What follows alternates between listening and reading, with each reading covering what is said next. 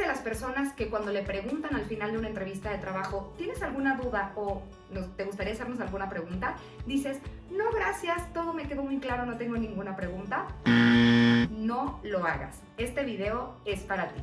Yo soy Natalia Calero, directora y fundadora de Coming Up. Este es nuestro canal de YouTube, al que te invito a que te suscribas y que también nos sigas en www.comingup.mx para que puedas tener acceso a herramientas probadas en evidencia y construyas una carrera plena, exitosa y en tus propios términos. Bueno, pues el tema de hoy es justamente la importancia de hacer preguntas cuando estamos siendo entrevistadas en un ambiente laboral. ¿Por qué? Primero, porque si no haces ninguna pregunta, podría parecer o dar la impresión de que no tienes interés alguno en esa organización o en ese trabajo que te están ofreciendo.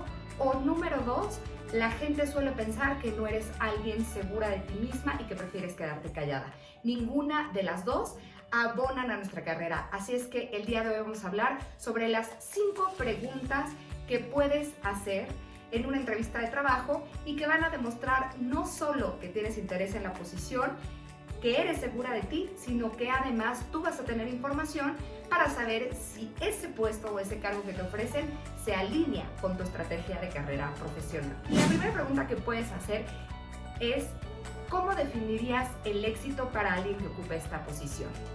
Cuando preguntamos directamente a las y los entrevistadores cómo una persona tendría éxito en esta posición, te van a dar mucha información sobre qué esperan más allá del perfil del puesto, sobre cuáles han sido los obstáculos que han enfrentado las otras personas o si es una posición nueva, qué están esperando.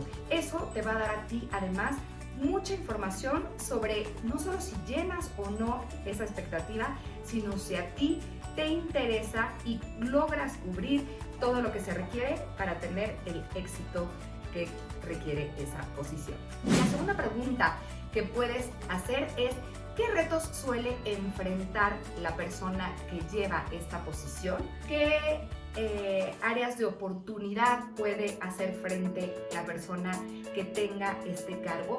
Eso también te va a ayudar a dimensionar cuáles son realmente los obstáculos que podría enfrentar la persona y que no son obstáculos muchas veces evidentes y que a veces cuando entramos a los trabajos y aceptamos los cargos, nos cae, como a veces decimos, el tigre de la rifa y de haberlo sabido antes, quizá no lo hubiéramos aceptado o nos hubiéramos preparado de mejor manera y adquirir alguna habilidad, etc. Entonces, ¿qué retos suele enfrentar una persona en esta posición o qué áreas de mejora va a hacer frente?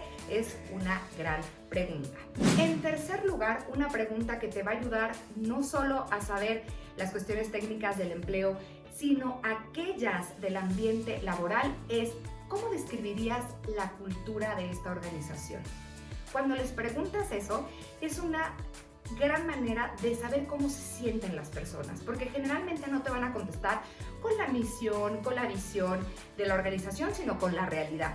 Y eso, por ejemplo, si tardan en responder o ves que se voltean a ver el panel de entrevistas, etcétera, te vas a dar cuenta que quizá no es un trabajo en el que quieras estar o te pueden explicar y te pueden decir detalles que no necesariamente vienen en el perfil del puesto. Te pueden decir que es un gran lugar para ejercer maternidad, te pueden decir que es un gran lugar para tener una vida laboral y un balance personal adecuado, etc. Puedes tú también tener mucha información. La cuarta pregunta que puedes hacer es, ¿cómo apoya la organización el desarrollo profesional de sus empleadas y empleados? Es importante decir que a veces las preguntas como sueldo, cuáles son las prestaciones, no deben hacerse en una primera entrevista, sino ya que tengas una propuesta para con base en ello negociar. A veces las y los reclutadores ven mal que hagas estas preguntas en la primera entrevista porque ni siquiera sabes de qué va y ya estás pidiendo. Pregunta cómo apoya la organización el desarrollo profesional de sus empleadas y empleados, y eso te va a dar mucha información respecto de qué tanto la empresa considera el desarrollo profesional de sus empleadas y empleados como una prioridad, cuáles son los recursos que existen, a lo mejor hay capacitaciones pagadas, cursos, es más, licenciaturas y maestrías, etcétera. Te va a poder dar un panorama mucho más claro de cómo apoya la empresa el desarrollo profesional de sus empleadas y empleados. Y la quinta pregunta que te invito a que hagas es sobre el tema que más te importe. Por ejemplo, a mí una cosa que me parece indispensable es saber cuáles son las políticas de flexibilidad de horarios después de la pandemia, o otra pregunta que yo haría es cómo manejó la pandemia esta organización. Eso te va a dar mucha idea también de el valor que da al bienestar mental y al bienestar físico de las y los empleados. Pero si a ti te importan otras cosas como cuáles son las políticas de diversidad e inclusión de la organización, o por ejemplo, si tienen algún programa de responsabilidad social o de beneficio a la comunidad, es un gran momento para hacerlo, porque además habla de otros intereses que no necesariamente se ven reflejados en tu currículum, y habla, y lo mismo insistimos, no de que estés buscando cuáles son las prestaciones, sino otro tipo de cosas para entender tu vida, cómo sería si fueras parte de esa organización. Pues te invito a que nos sigas, de nuevo a que te suscribas y nos visites en comingup.mx y que construyamos juntas una carrera profesional plena, exitosa y sobre todo en tus términos. Nos vemos a la próxima.